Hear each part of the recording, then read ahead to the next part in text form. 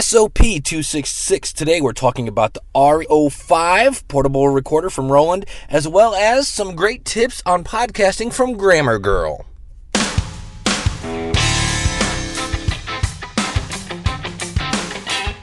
It's the School of Podcasting's morning announcements. Here's Dave Jackson. Podcasting since 2005. I am your personal podcast coach, Dave Jackson. Thanking you so much for tuning in. This is where we talk about all things podcasting, from planning to producing to promoting and all points in between. Everything you want to know about podcasting you can find at theschoolofpodcasting.com. If you'd like to contact me, I would love to hear from you. My email is dave@schoolofpodcasting.com. You can call in your comments courtesy of podcastvoicemail.com. That's 888-563-3228. And of course, you can leave a comment out of the show notes at schoolofpodcasting.com. I should mention that today's show is brought to you by the Electro Voice RE320. To find out more information, go to electro-voice.com/RE320. I'm actually not using it right now. I'm actually using a portable recorder, but let me tell you just a little bit about it. It's a great microphone. I've been talking about all the technical specs, the neodymium magnet, and the fact that it's noiseless. Here's the great thing. I love the way it sounds. It's very clear, and no matter where my mouth is, it has consistent volume, and it doesn't change the tone.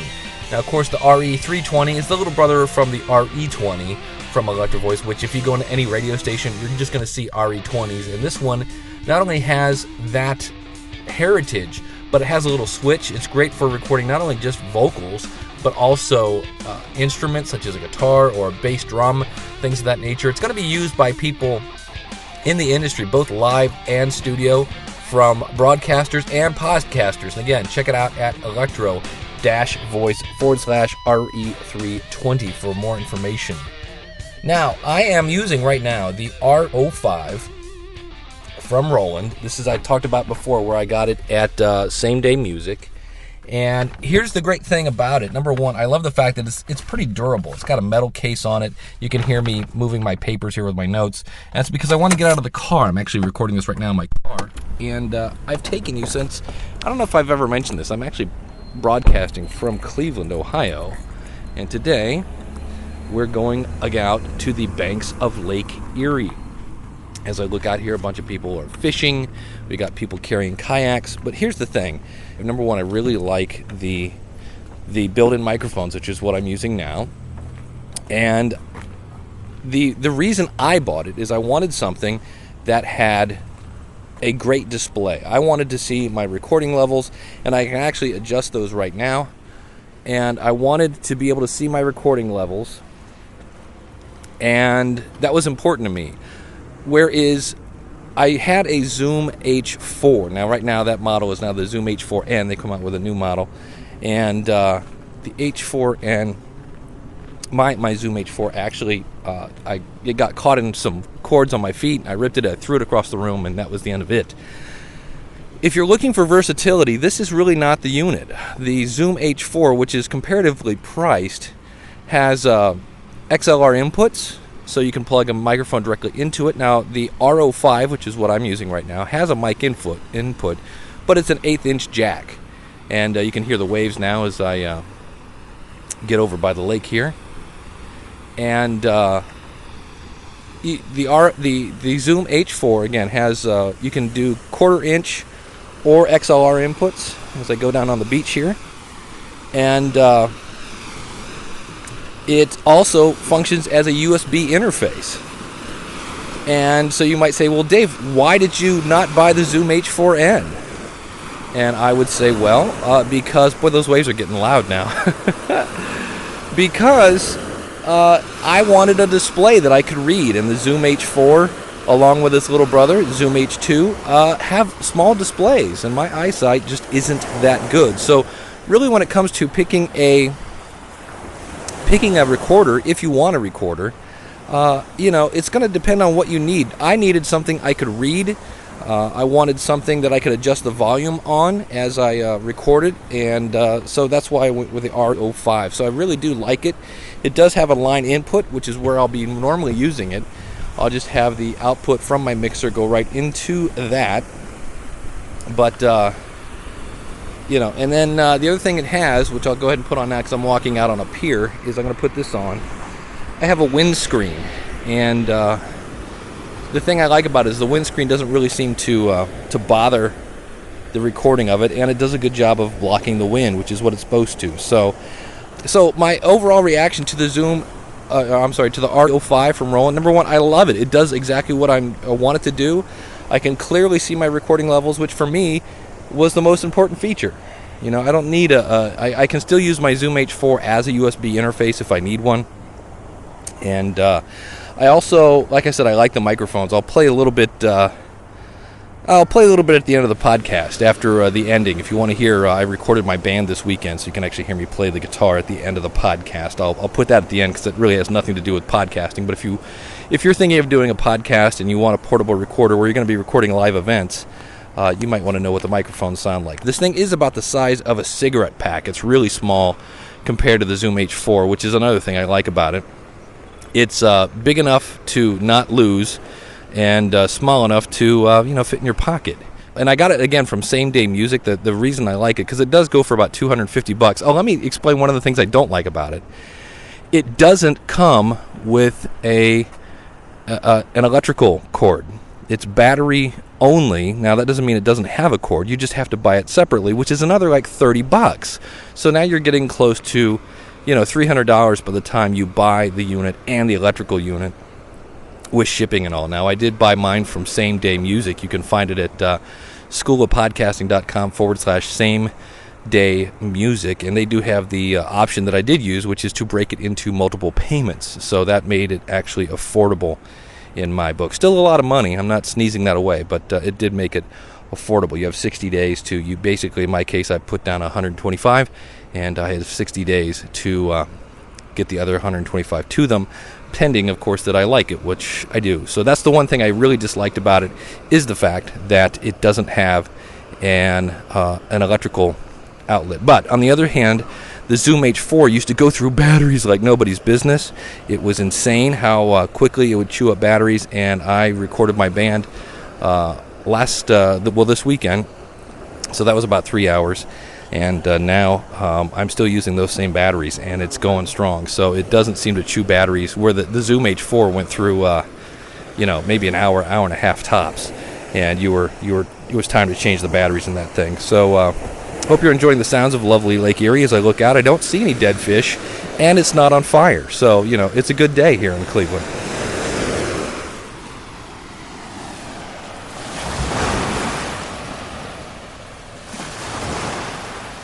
All right, Mother Nature providing my own transition things here. Next thing I wanted to talk about, some tips from Grammar Girl. Now, Grammar Girl, if you're not familiar with her, I'm going to walk away from the lake a little bit here so get some more sounds of the seasons here. But Grammar Girl is the podcaster that got on the Oprah show. Her name is Mignon. I always mess up her first name. Mignon. It's like filet mignon. Mignon Fogarty. And she started her own podcasting network over at quickanddirtytips.com. And she put out an article. It was about growing your fan base. And there were some great tips in here. I'll put a link to the whole article if you want to read it. Again, out at our website is schoolofpodcasting.com.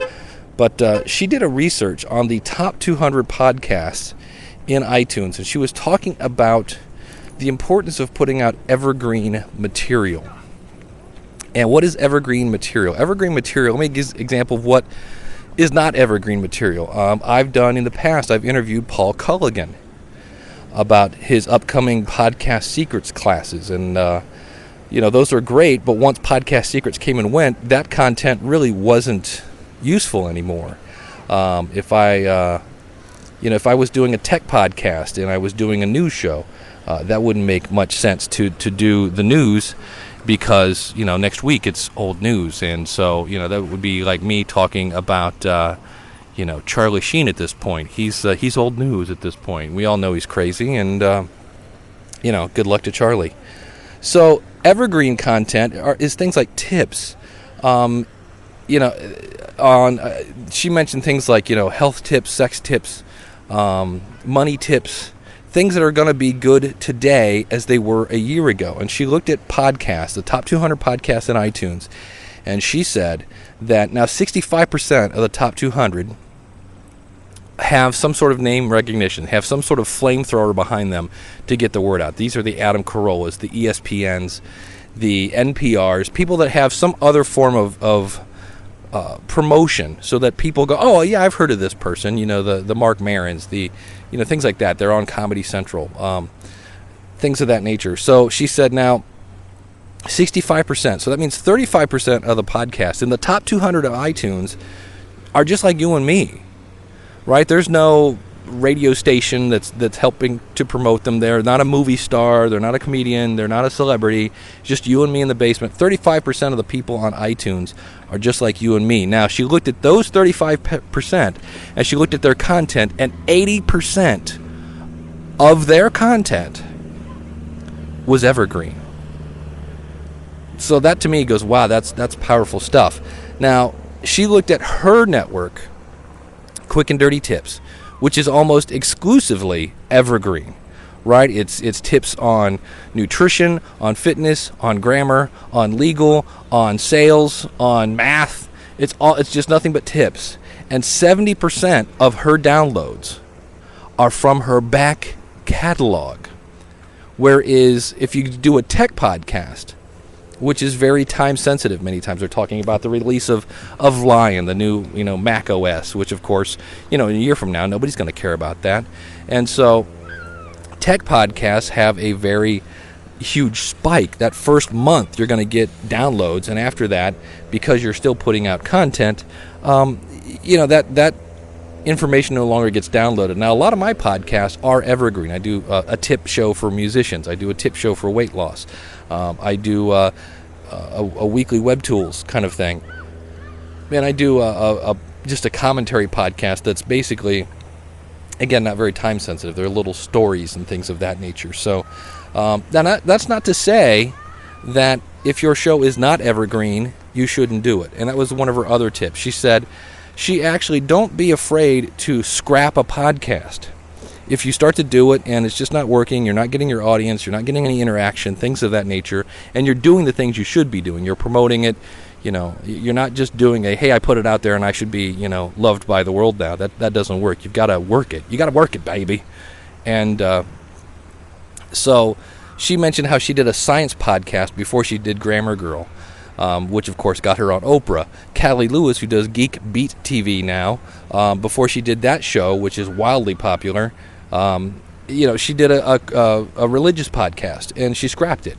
And so, don't hesitate in some cases to go, I thought this was a good idea, and it's not. I've tried a couple podcasts where I thought I'm going to take the content. I have about enough content for 4 or 5 episodes on my own, and then I'll get interaction with the audience, and then I'll use them to feed me more content. Well, that didn't work because you need more than 4 or 5 episodes to start building an audience. I didn't get any feedback, and that podcast died on the vine. And rather than sit around and try to revive a dead horse, I just said, it was worth a shot. And, every now and then I go back and put out a new episode, but I realized that some of those podcasts are dead. So think about evergreen content. I thought that was a great tip from Grammar Girl, and I'll put a link again to that article out at the website.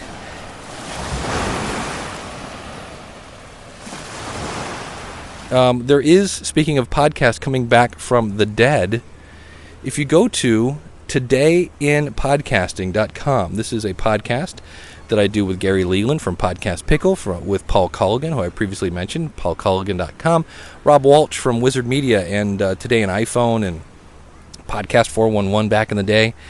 We have resurrected that, and we're going to be using it. We've been kind of selected to be the official podcast of Blog World. So we've resurrected that to talk a little Blog World and talk a little podcasting. There's a great, if you go to Today in Podcasting, Rob, speaking of stats, has a great insight into Twitter and podcast listeners, and he basically says there's no correlation. So go check that out at todayinpodcasting.com. Last but not least, as I get to head out the door here, I, number one, want to thank you very much for listening to the show. I really do appreciate it. I know you're your time is valuable. I do want to mention that we have just a couple, and I mean by that, like just a couple slots left at freepodcastbootcamp.com.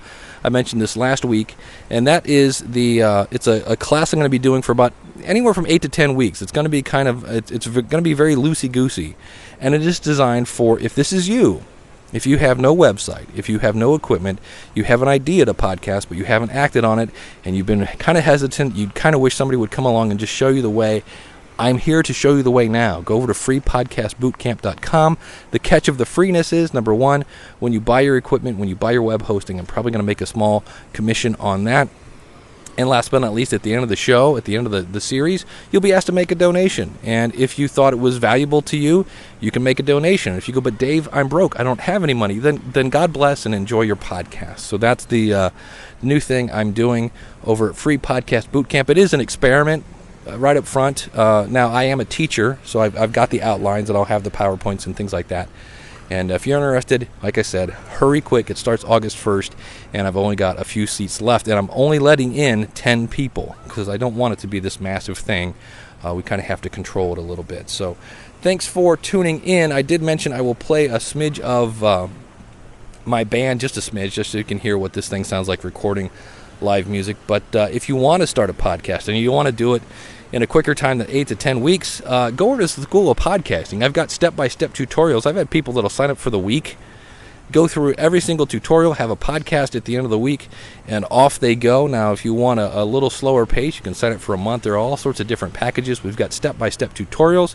We've got resources out there. So if you need podcast graphics, if you go over to Podcast Album Art, that's Daniel Lewis's site. He's a graphic artist, and we're going to have coupons for that site coming up. If you need music for your podcast, we've got resources. Like if you go over to schoolofpodcasting.com/free music, you can see there where there's some great resources for music you can get on CD, and that's just one of the resources. So we've got resources, we've got tutorials, and you've got me to ask questions along the way over at the schoolofpodcasting.com. So start a podcast today. Quit waiting around. It's a great time to start podcasting. So thanks so much for listening. We will see you again real soon with another episode of the School of Podcasting's morning announcements. Until then, signing off from the lovely banks of Lake Erie, class is dismissed. Here's my band.